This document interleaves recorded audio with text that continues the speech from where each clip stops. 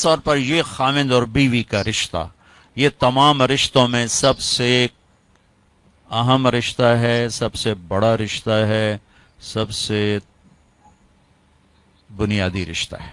پہلا رشتہ جو اللہ تعالیٰ نے اس کائنات میں قائم کیا وہ آدم اور حوا، میاں بیوی کا پہلا رشتہ میاں بیوی کا ہے، اور جنت میں بھی رشتہ میاں بیوی کا ہی رہے گا۔ ہر آدمی اپنی بیوی کے ساتھ، ہر بیوی اپنے خاوند کے ساتھ پوری جنت میں الگ الگ رہیں گے۔ اور ابتدائے رشتہ انسانیت ہوئی ہے خاوند اور بیوی کے ساتھ۔ آدم علیہ السلام کو پہلے پیدا کیا، ایک پیغام دیا کہ کائنات کا نظام مرد کے گرد گھومے گا، عورت کے گرد نہیں۔ مرد الرجال قوامون علی النساء کا مطلب ہے کہ کائناتی نظام اللہ نے مردوں کے سپرد کیا ہے، اس کو چلائیں گے، یہ چل، عورت اس کی معاون بنے گی، مددگار بنے گی۔ اسے آدم علیہ السلام کو پہلے وجود بخش، ان کا پتلا بنایا، وہ پڑا رہا، وہ خشک ہو گیا، پھر اس میں روح ڈالی، پھر ان کو کپڑے پہنائے، پھر ان کو جنت میں ڈالا۔ اللہ نے اسی طرح حوا کا پتلا بھی بنا دینا تھا، ساتھ ہی ایک گارے کی ڈھیری بنا دیتے تو حوا کا پتلا بھی۔ اب خیال فرمائیں کہ اللہ نے عورت کو پہلے دن سے بے پرد نہیں رکھا، پہلے دن سے بے پرد نہیں رکھا۔ اللہ تعالیٰ کے ایک ڈھیری ساتھ حوا کی بناتے تو وہ کیا مسئلہ تھا، فرشتے ہی ہیں اور تو کوئی ہے نہیں، اور اللہ تعالیٰ ایک ڈھیری بنا کے چل بھائی آدم بن گیا، چل بھائی ہوں حوا بھی بنا دے، وہ بھی بن جاندی، دونوں ہی پڑے ہوتے۔ نہیں، ایسا نہیں کیا ہے، حوا کی ڈھیری نہیں بنائی، حوا کے پتلے کو بے پرد نہیں رکھا، آدم کو سلایا، آنکھ کھلی تو پہلو میں حوا کو بٹھایا ہوا تھا، پورے لباس، پوری زیب و زینت کے ساتھ۔ تو آدم علیہ السلام کہنے لگے یہ کون ہے؟ کہ یہ تیری بیوی ہے، تیری زندگی کی ساتھی۔ اور عجب بات بتا، جنت جیسی نعمت کے باوجود آدم علیہ السلام جنت میں اداس رہتے تھے۔ ماں جی آئی تو اب بیدا دل لگا، نہیں تو جنت میں بھی اداس رہتے تھے۔ تو اللہ تعالیٰ نے نکاح پڑھایا، تو اللہ تعالیٰ نے کہا آدم بیگم کا مہر ادا کرو۔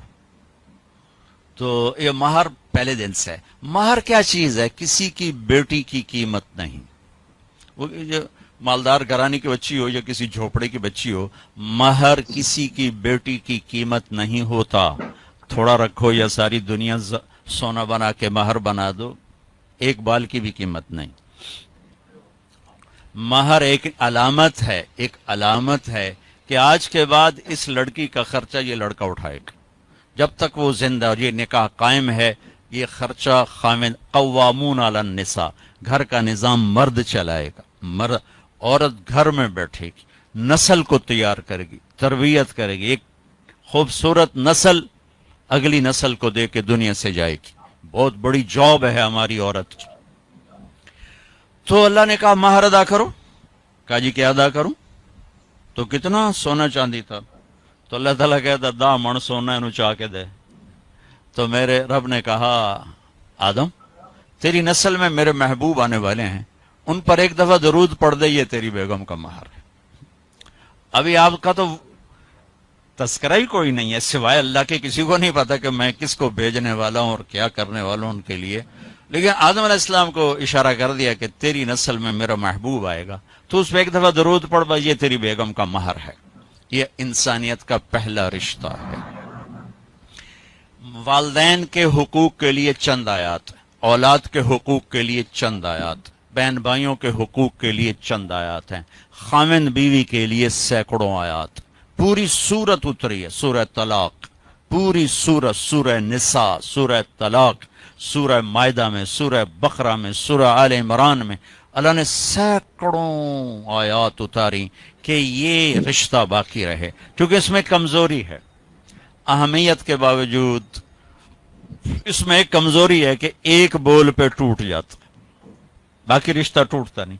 میں اپنی ماں کا فرما بردار ہوں یا نافرمان ہوں، ماں بیٹے کا رشتہ نہیں ٹوٹتا۔ باپ کا باغی ہوں یا باپ کا خدمت گزار ہوں، یہ رشتہ نہیں ٹوٹتا۔ بھائی سے لڑا ہوا ہوں یا صلح ہے، یہ رشتہ نہیں ٹوٹتا۔ لیکن خامند اور بیوی کا رشتہ ایک بول پہ ٹوٹ جاتا. میرے نبی نے فرمایا علی طلاق سے بچنا. جب طلاق دی جاتی ہے تو اللہ کا عرش کانپ اٹھتا ہے. اللہ کا عرش کانپ اٹھتا ہے جب بے جا طلاق دی جاتی. ضرورت کے تحت تو طلاق رکھی گئی، لیکن جیسے آج کل کی طلاقیں ہو رہی تو اللہ کا عرش کانپ اٹھتا ہے.